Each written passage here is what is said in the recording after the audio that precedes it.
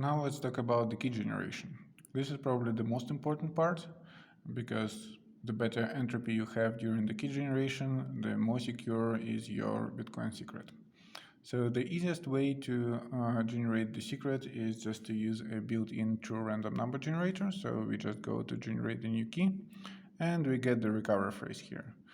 So under the hood, Specter-DIY is mixing two sources of entropy. First, a true random number generator that is built in on the board. And second is the user-provided entropy when you basically press the button. We measure when exactly it happened and at what coordinates, and we mix in these few bits of entropy into the entropy pool as well. So basically just clicking a few times on the switch already gives you some extra entropy. But also you can mix in the user entropy in a verifiable way. So what you can do, you can basically edit an individual bit of every word that you have here. So let's say we click on the first word. And we see what are the bits there, which bits are set and which are not. And now we can mix additional entropy here. So for that, I, for example, use 11 coins and I shuffle them. And then I just throw them on the table and align them to see where I have heads and where I have tails. And after that, for every head and tails, for every head I flip the bit of the word, and for every tails I don't. So basically here and here for the first two I don't flip the bit, then for the third one I flip the bit, then I don't flip the bit 3 more times, and then I flip the bit here and here, and then for the last 3 I don't flip bits as well. And you see, whenever I flip the bit of the word, there are 2 words that are changing, the first one and the last one. So the first one is changing because I'm actually changing the bits there. So you can actually see that when I press the 1, the first one, then it is changing a little bit just because the words are aligned alphabetically, right? And then also the last one is changing. The last one is changing because we need to keep the recovery phrase valid BIP39 mnemonic. So we need a checksum that you cannot really calculate by yourself, but the device is doing it for us. And so it is adjusting the last word to keep the recovery phrase valid. And basically you can go through all the words and edit each of them and flip them in a verifiable way. So this gives you the benefit of both the true random number generator that is built in the device and your user provided entropy, and everything is happening verifiably, so you see that the device is not lying to you. It is only changing 1 word at a time, and if you have a lookup table you can also check that the word is actually correct according to the bits that you have here. So this is the first option.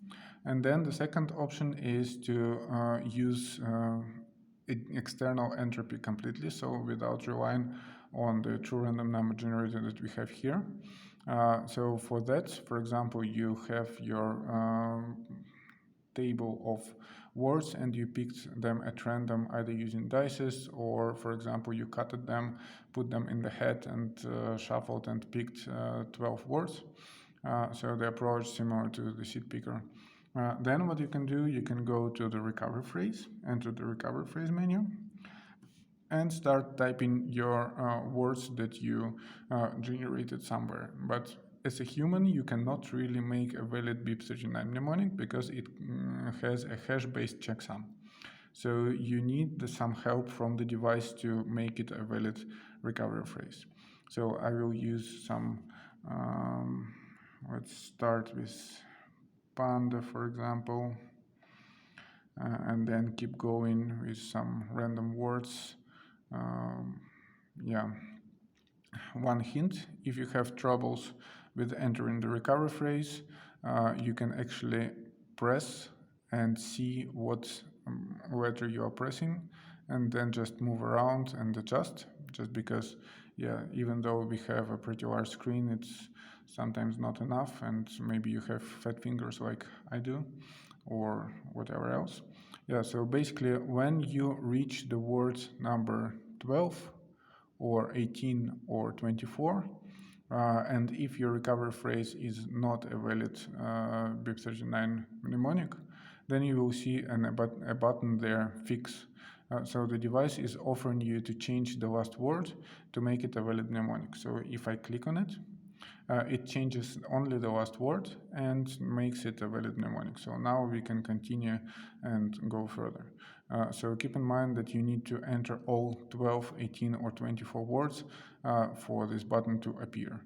This way you keep as much entropy that you generated as you could. Yeah, so and then when you hit done, it basically generates your root key, and you can continue with other stuff. I personally recommend you using the first approach with the coins and the entropy from the device, just because this way you always get the entropy that is better than all of these sources individually. So maybe your coins have some offset just because they are not symmetric, and you have some statistical offset of coin flips, like heads is slightly more probable than tails, or if you are using dices, then the dice might be not very symmetric, or you shuffled not very well. So all these problems will reduce your entropy if you use purely physically generated entropy, but if you mix them with a true random number generator, then it becomes better. So yeah, use both if you can. And in the next video, we will discuss how you can store the secret. So keep in mind that the device by default doesn't store the secret at all. So when you turn it off, it will completely erase the secret. So this is like the default behavior. And if you want to save the recovery phrase either on the card or on the internal flash or on the SD card, then you need to explicitly go to settings and then into the storage and then save the key here. But it's for another video.